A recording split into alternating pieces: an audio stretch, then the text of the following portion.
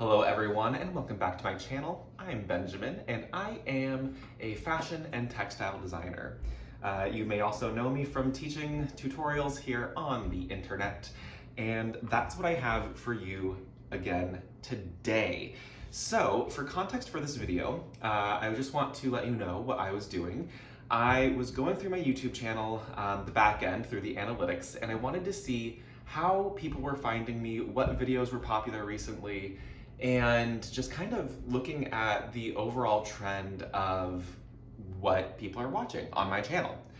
And there is a video that has kept popping up. It's from 9 years ago, and it's the how to make hyperbolic crochet, like how to do hyperbolic crochet.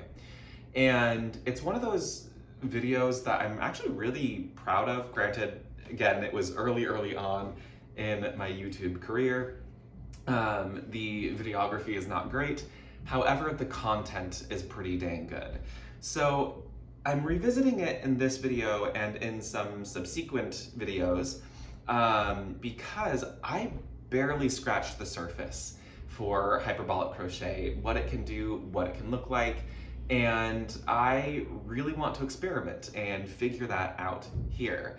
So what I'm going to do over the next few videos is different applications of hyperbolic crochet and using basically different equations for hyperbolic crochet to see what kind of results we can get. So please check out the original video. It's from 9 years ago. It's one where I talked a little bit about the math behind hyperbolic crochet, the very brief history of hyperbolic crochet, and the function, like how to do it. In this video, I will kind of go over that, but mostly I'm going to be exploring different equations. So in this video, we're going to be looking at circular hyperbolic crochet, so in the round, and I am going to do 3 different equations, essentially. In the next video, what I'm probably going to be working on is different starting shapes and see how that is affected once you start doing the hyperbolic crochet. And then in the third video, I believe I'm going to be doing a big project using hyperbolic crochet, using the information that I learn in this video and in the next video. I also want to explore hyperbolic weaving.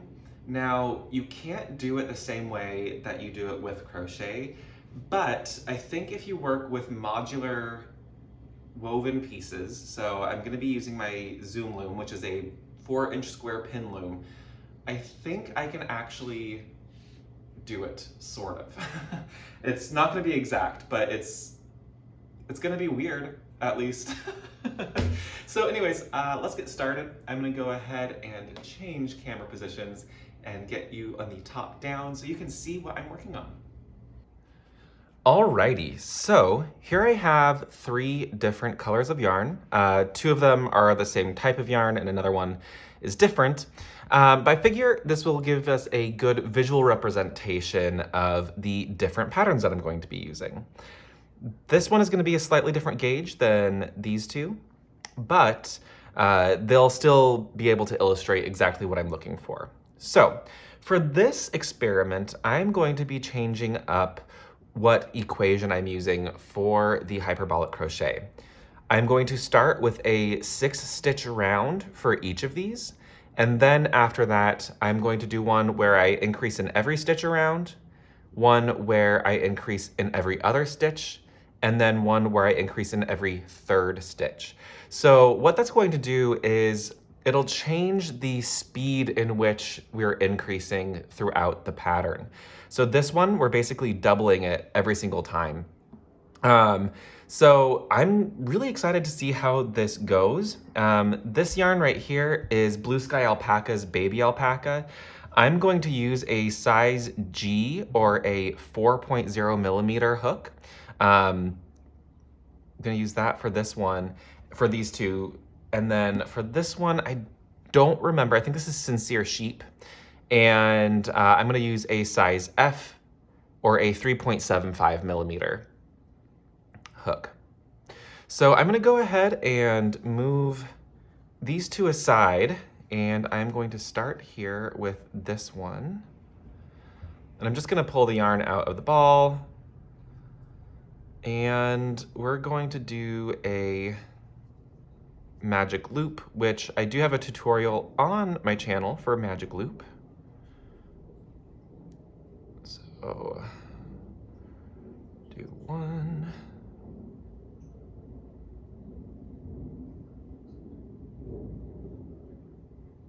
2,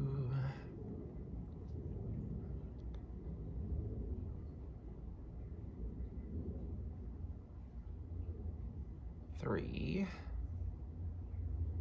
4, 5, 6.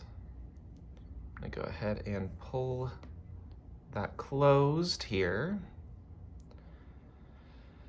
and try and find that first stitch that I made. This yarn has a little bit of a halo, so it's a little bit more difficult to see what I'm doing on this initial pass. So I'm just gonna slip stitch here to close that first round. But after this, I am not going to slip stitch at the end of any of my rows. I'm just gonna keep going in the round.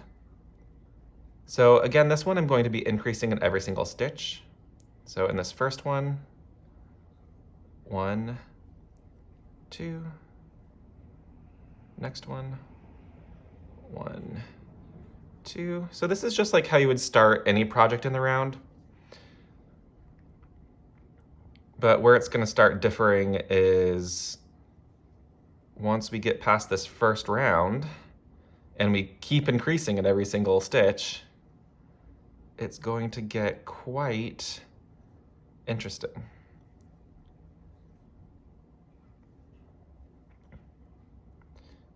Yeah, basically, I'm really interested in knowing what the limit is for hyperbolic crochet.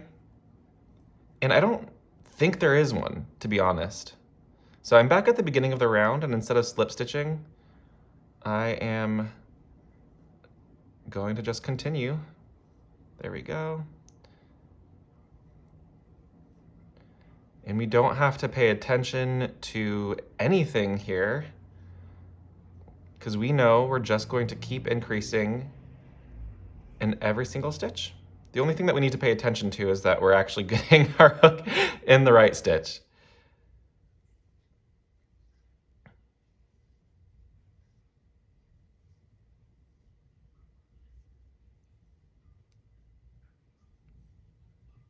So I'm going to do this for a few rounds, and then I will speed it up. And you can come back when I've had a few rows crocheted up.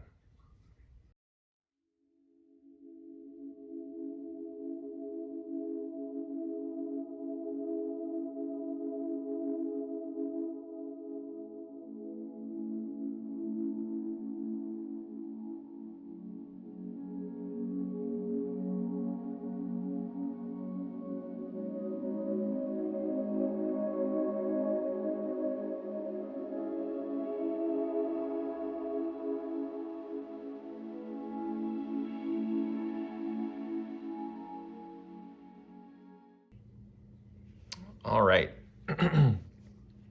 So we're just about 5 rows in, and you can already see we're getting that lovely ruffly edge.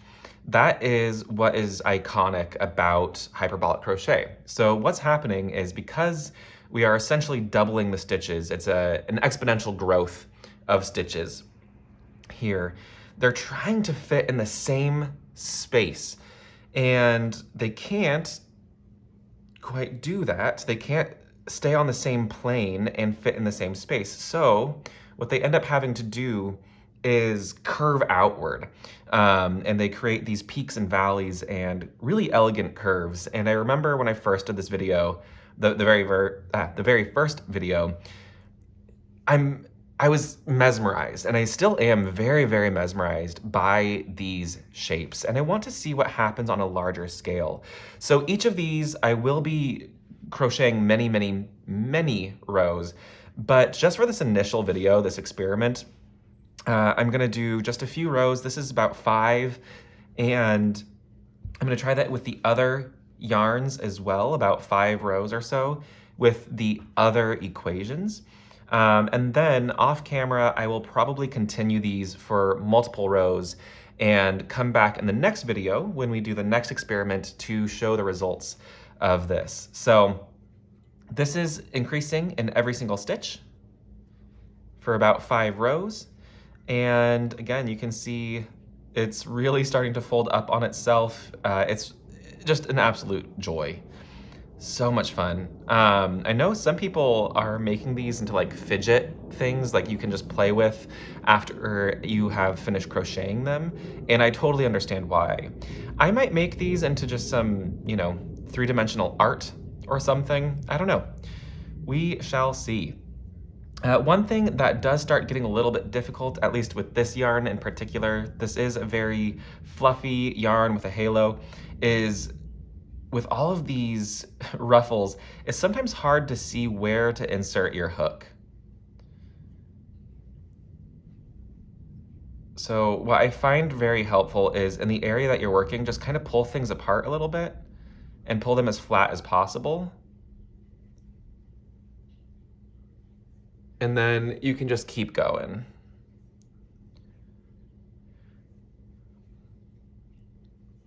I was tempted to do 3 stitches per inch, or not inch, 3 stitches per stitch for an increase.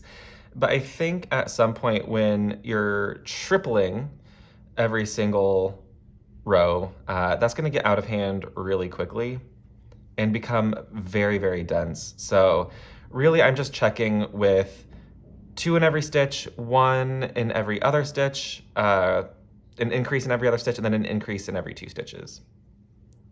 So I'm gonna go ahead and put this one aside, leaving a long tail so I can keep going. How fun. And then I'm gonna move on to increasing in every other stitch.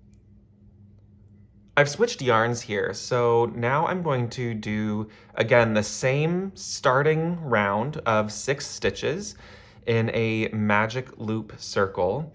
And then what I'm going to do is increase in every other stitch. So we should get a slightly less intense curvature or distortion of the form as I'm going. It should distort less quickly, I should say. So let's see how that goes, and let's get going with the magic loop.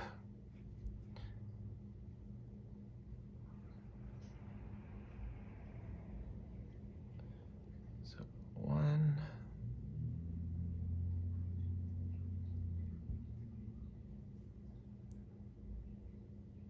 2,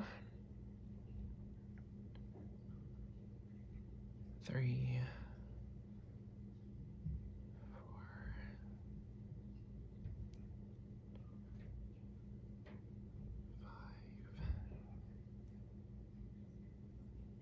5, 6. Okay. Pull it shut.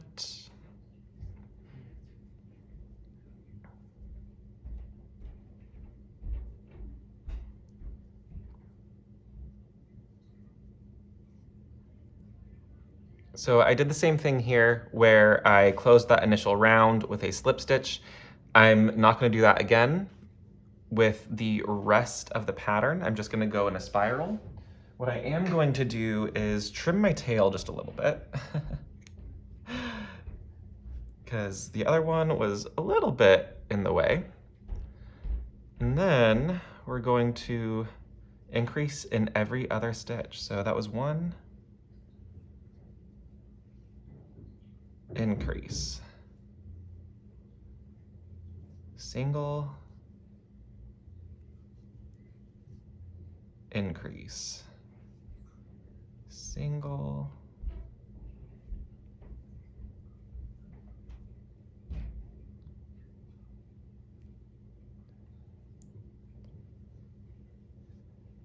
increase. Back at the beginning of the round, we're going to go into that first stitch, single, increase. And we're just going to repeat that all the way around for a few rows, just like we did with the previous one. So that was the single,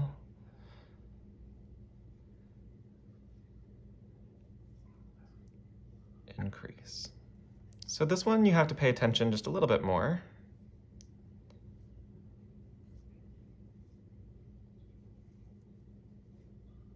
But again, we should see a more gentle curvature in the pattern.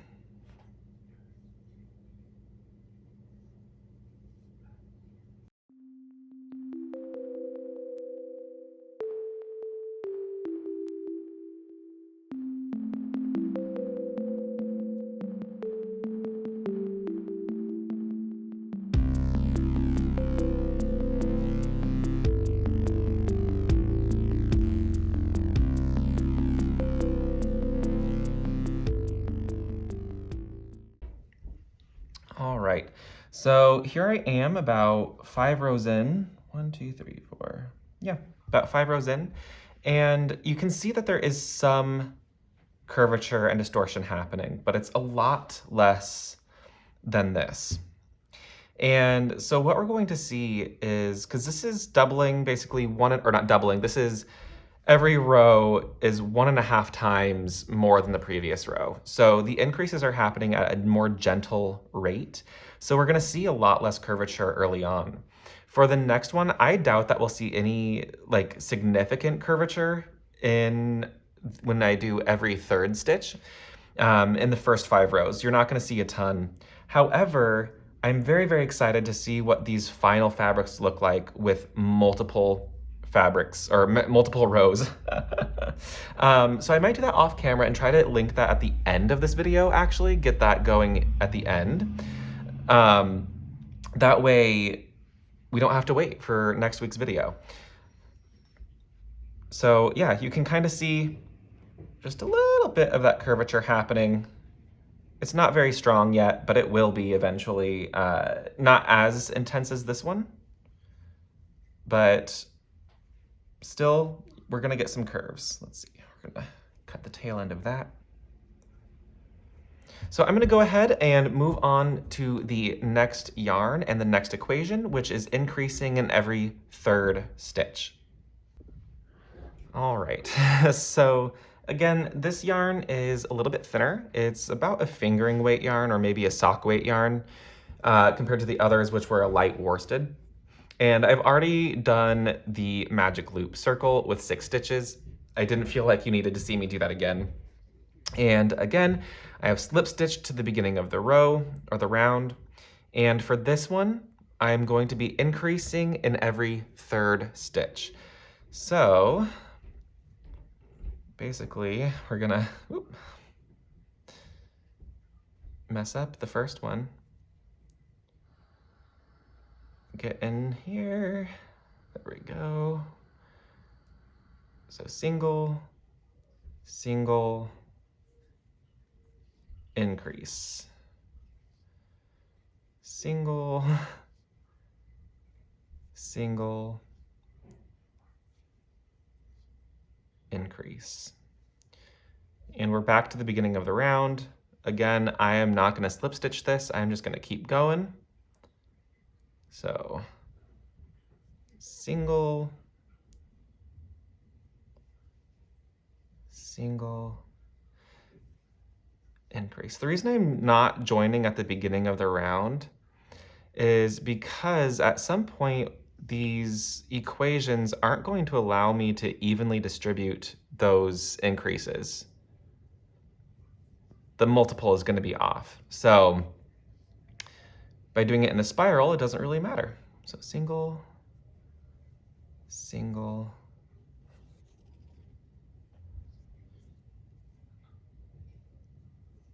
increase.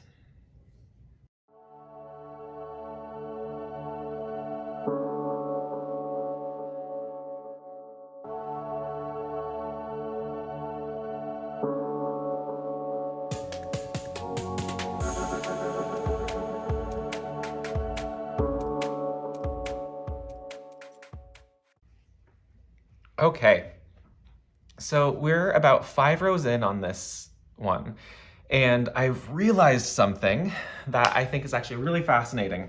So by doing this pattern, the increase in every third stitch, we actually get a little bit of cupping at the beginning of the pattern, because in row 1, we should have increased in every stitch. In row 2, we should have increased in every other stitch. And then the third row is where we would normally crochet in every third stitch for a proper flat circle. So for this one, we get just a little bit of this nubbin here, and it's because it's cupping in those first 2-ish, 3-ish rows. And now in row 4 and 5 is when we're gonna start getting too much yarn, and it's gonna start getting wavy. So this is really fascinating. This is why I wanted to experiment with this particular theme of hyperbolic crochet, because when you work with mathematics and crochet, you can very easily see how it alters the literal fabric, right? So what I'm going to do is I'm going to put you on a time lapse as I continue to crochet about maybe 5-10 more rows on each of these, and I'll come back and show you the finished results here. And then in the next video, I want to test a few things out. One of which is I want to test different shapes, beginning shapes, in a flat domain. So triangle, square, pentagon, and hexagon. And then after probably about, I want to say like 5 or 10 rows of those shapes, then I'll start doing hyperbolic crochet using every stitch gets a increase. I want to see what that does to the final fabric. The other one I want to try is basically insertion hyperbolic crochet. So starting with a flat plane and then picking 2 points on the flat plane and increasing hyperbolically in that plane. And so the outsides will diverge. And I want to see how that affects the final fabric as well. So I'm going to go ahead and put you on a time lapse for this video, and we'll come back to some samples here. If you've been enjoying this video, I know this has been a somewhat long video, please consider hitting the thumbs up button as well as subscribing to the channel. I also feel like I should mention that I've restarted my Patreon. I'm not sure if any of you knew I had a Patreon, but I will put a link down below for my Patreon if you want to get behind the scenes content, as well as just like random musings and posts. I'll throw those down there, and even some sneak peeks on upcoming videos. So I will come back after doing some crochet, and I will see you soon.